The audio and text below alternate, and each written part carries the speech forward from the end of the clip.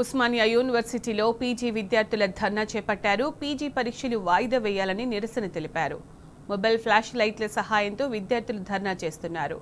శుక్రవారం అర్ధరాత్రి వరకు విద్యార్థుల నిరసనలు కొనసాగాయి. గేట్ ఎగ్జామ్స్ ఉన్నాయి అండ్ 28 నుంచి మార్చ్ 2 వరకు నెట్ ఎగ్జామ్స్ ఉన్నాయి. మాకు ఈ రెండింటి ఎగ్జామ్స్ మధ్యలో మాకు సెమిస్టర్ అనేది పెట్టారు.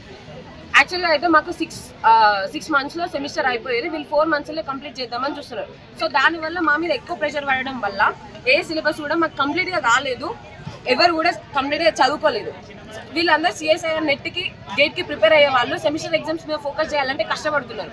మళ్ళీ 10 నుంచి 11 మధ్యలో మళ్ళీ ప్రాక్టికల్ ఎగ్జామ్స్ అంటారు. ప్రాక్టికల్స్ అయిపోయిన వెంటనే గేట్ ఉంది, గేట్ అయిపోయిన వెంటనే సెమిస్టర్ ఉంది, మళ్ళీ వెంటనే సిఎస్ఐఆర్ నెట్ ఉంది. పొద్దున్న నుంచి ఇప్పటి వరకు అందరు ప్రతి ఒక్కరు అన్నం తినకుండా ఎండలో కూర్చొని చేస్తూనే ఉన్నారు. కనీసం బయటకు వచ్చి కూడా మా బాధలు ఎవరు కూడా వినట్లేదు. వస్తున్నారు, ఏమన్నా అంటే ప్రాబ్లమ్స్ ఏంటి అని కనుక్కుంటున్నారు, పోతున్నారు. కానీ వాళ్ళకి తెలుసు మా ప్రాబ్లమ్స్ ఏంటిదన్నది తెలుసు, అయినా కూడా మా ప్రాబ్లమ్ సాల్వ్ చేయడానికి ఎవరు రావట్లేదు.